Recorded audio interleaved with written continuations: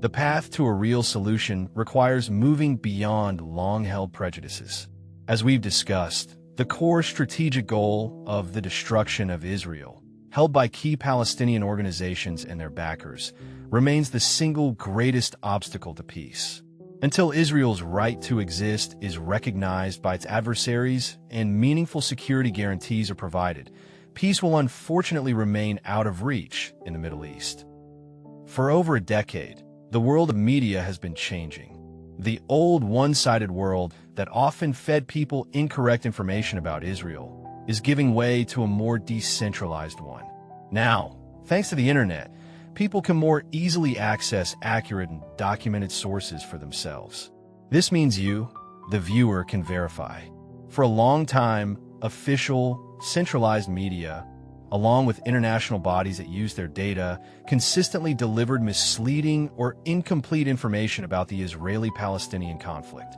This narrative often challenges the unspoken or manipulated facts that have been spread globally against the Jewish state. The persistence of these falsehoods shows how deeply the racist ideology of anti-Semitism continues to be produced and reproduced. But it's crucial to understand that anti-Semitism is not a product of the creation of the State of Israel. Its ancient roots are varied, starting from religious domains and extending to petty jealousies against the Jewish people. When false statements are repeated relentlessly, in different forms, both visual and verbal, they slowly transform into undeniable truths. The false narratives that became undeniable truths at the time of Israel's formation, spread by Islamists and leftists, are just a continuation of this long history of anti-Semitism. For instance, Stalin's anti-Semitism was inherited by the left. When the new state of Israel aligned itself with the West and the United States, it provoked the wrath of the Soviet Communist Party, led by Stalin. Suddenly, for the Soviets, Israel became a bastion of American-led imperialism. The fight against American and Israeli imperialism became a central focus for the Soviets and their affiliated leftist parties. This anti-American and anti-Israel slogan became the toxic glue that bonded leftists and Islamists together. Let's examine a few examples of the false statements that have been repeated so often they've become undeniable facts. First, the claim that Israel occupied the country of Palestine. This is a significant falsehood. Palestine was never a country or a nation-state. The last government in Judea was destroyed by the Romans in the year 70 AD, and no other state existed in that land until 1948. From 70 AD, Judea, Palestine, was occupied by the Romans, and Jews were forced to leave their homeland. Due to continuous Jewish uprisings, the Romans, after massacring the rebels, changed the name from Judea to Philistia around 135 AD to erase the Jewish name and culture. This name eventually evolved into Palestine. Palestine was first under Roman occupation. After the split of the Roman Empire, it became part of the Eastern Roman or Byzantine Empire. After the Byzantines, it fell to the Fatimids, then the Mamluks. In 1516, the Ottoman Turks occupied Palestine and held it until 1918, after their defeat in World War I. It then came under British mandate. As you can see, Palestine was never an Arab country. It was a territory where Arabs also lived, passed from one empire to another since 70 AD. Second, the idea that despite having a smaller population, Jews receive the most land. This is another major falsehood. The total area of Palestine was 120,000 square kilometers.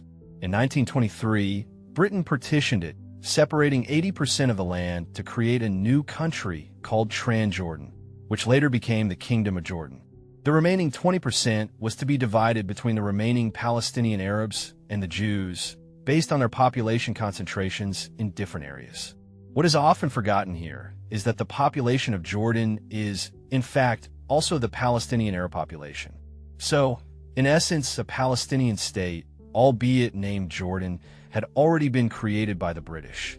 Third, the accusation that Jews forcibly bought lands from Palestinian farmers. This is also incorrect.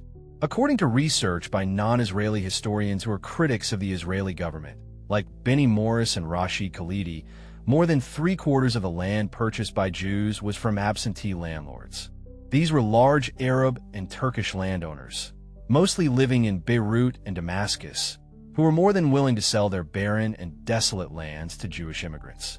Over a decade, with immense effort and hard work, these Jewish pioneers transformed the barren lands into fertile agricultural fields, drained swamps that were breeding grounds for disease, and built a solid economic infrastructure. David Ben-Gurion, Israel's first prime minister, repeatedly insisted that Jews should not buy land that Arab farmers were working on, even if it was offered at a low price. Therefore, the claim that Jewish immigrants usurped Palestinian lands with force and weapons is baseless. Fourth, the statement that Israelis have always prevented the formation of a Palestinian state. This claim is in sharp contrast with reality. From 1937 until 2001, it was consistently the Palestinian Arabs who showed their strong opposition to the formation of a Palestinian state in various ways. Their fundamental problem was that no Jewish state should exist in Palestine. This issue was radically transformed in 1921 when Hajj Muhammad Amin al-Husseini was appointed the Grand Mufti of Jerusalem. The Mufti, a racist anti-Semite who later became a prominent figure for the German Nazis, declared that according to Islamic law, no Jewish state should be established anywhere in Palestine, not even one the size of a postage stamp. This turned the issue from a political one into a religio-political one. This policy was later continued by his relative, Yasser Arafat, and after him by Hamas and other terrorist organizations. It's no surprise, then, that in the charters of both the Palestine Liberation Organization, PLO, and Hamas, the destruction of Israel is an unchangeable principle. This very principle became the biggest obstacle to peace and the formation of a Palestinian state. The Hamas Charter explicitly states, "The revival of the Islamic State on every square centimeter of Palestine, the hoisting of the flag of Allah. Any compromise with Israel is contrary to the laws of Islam." Unfortunately, the world knows little about the strategic approach of the PLO and Hamas because the centralized, anti-Semitic media consciously avoided broadcasting such news. It was only after the Hamas terrorist attack on Israel on October 7th, and the role of the Islamic Republic in it, that it gradually became clear that all Palestinian terrorist organizations and the Islamic Republic desire the destruction of Israel. The main obstacle to peace is this unchangeable principle and nothing else. And fifth, the one-sided reporting against Israel. The image of the oppressed Palestinian and the oppressor Jew is one that has been, and still is, projected to the world from the United Nations to Amnesty International and other global institutions. The PLO and Hamas were immune from criticism. Everyone knows about Deir Yassin, where about 110 people were killed, but no one knows about the Palestinian terrorist attack on an Israeli medical convoy 4 days later, in which over 70 Israelis were burned to death in a bus and other vehicles. Everyone is aware of Israel's occupation of the West Bank and Gaza from 1967 to 1994, but they are unaware of the occupation of these same areas by Egypt and Jordan from 1948 to 1967.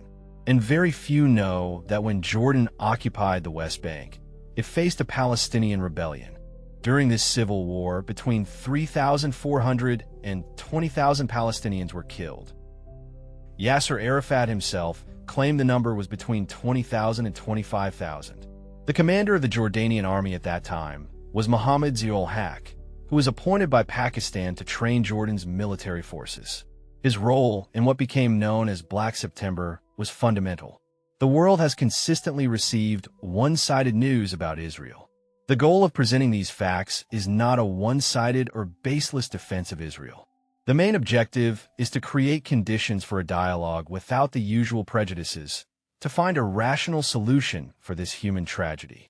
Can Palestinian and Arab leaders achieve their goal while holding on to the slogan of the destruction of Israel?